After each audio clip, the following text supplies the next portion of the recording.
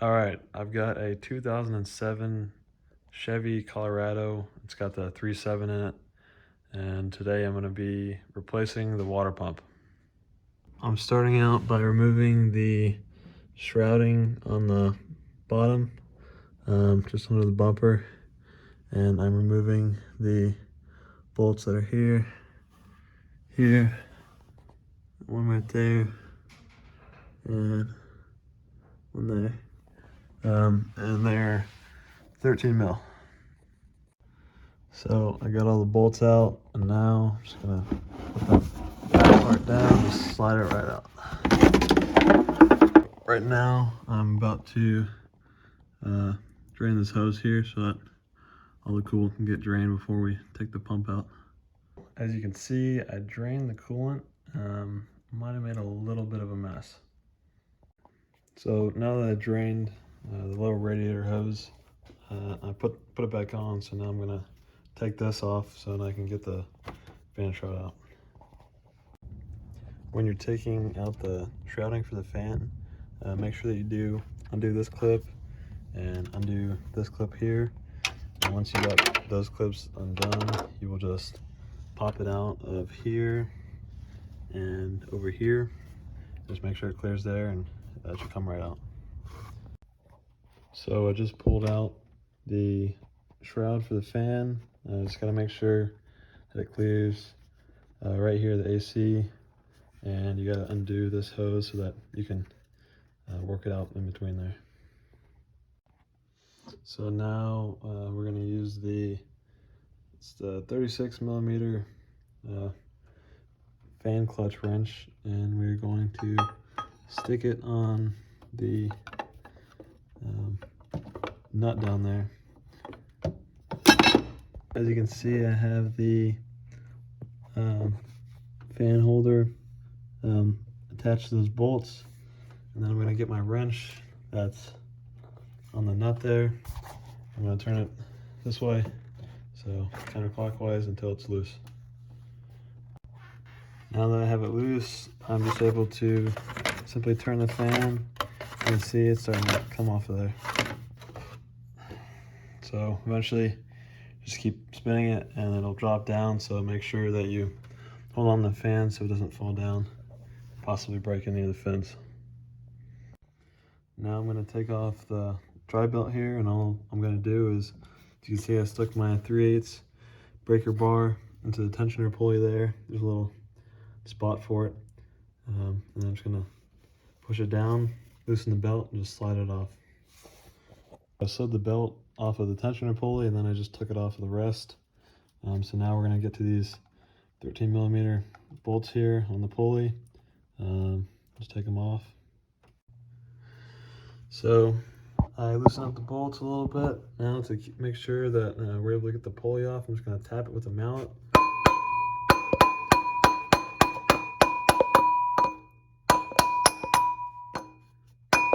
As you can see, it is now loose.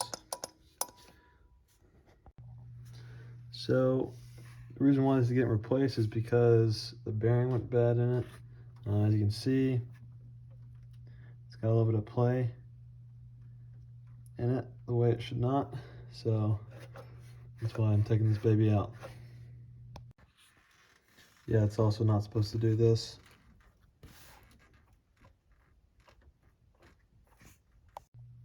Now I'm just removing the 5 10 millimeter bolts around the water pump, and then I'm going to take it out. So I just took the last bolt out. So now I'm going to take it out. Make sure you got that bucket under there. Okay, hold that. Well, that's one way to do it. Now that it's out, I'm just going to use this blade here and just scrape off any remaining gasket that's on there. Now I'm going to wipe it down with some rubbing alcohol just to make sure that I get every little piece of dirt or metal or whatever off of there before I put on the new gasket. As you can see, I put a nice thin bead around the entirety of the gasket. I just want to make sure it's consistent and there are no gaps so that there are no types of leaks or anything. I put all the bolts in, so now they're hand tight, just so now that they're flush with the block. So I'm going to wait a few minutes, and then once it dries a little bit more, I'm going to torque them down to 7 foot-pounds. I got the bolts for the pulley hand tight. Now I'm going to torque them down to 18 foot-pounds. So pretty much what I did was I looked up a diagram online.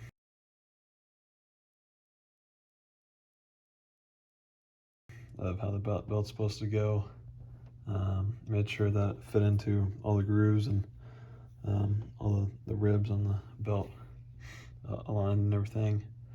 I made sure to put it on top of the tensioner pulley last because it's easier to slip it on.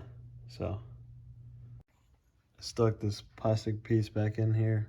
Just make sure that the bulkier side on the bottom is facing towards the engine. So I ended up getting a little bit distracted when I was finishing up the job.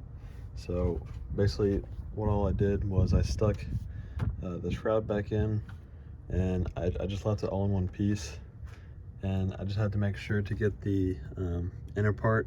There's a little kind of like channel on the inside of this, so you just got to make sure that you get the bottom piece inside that, and it's all around the entire shroud, so you just have to make sure that that pops into the other one. And so what I did was I just undid the little metal clip that's down there on the shroud until I got it fit into that channel, and then I just popped the clip back in and it was all good.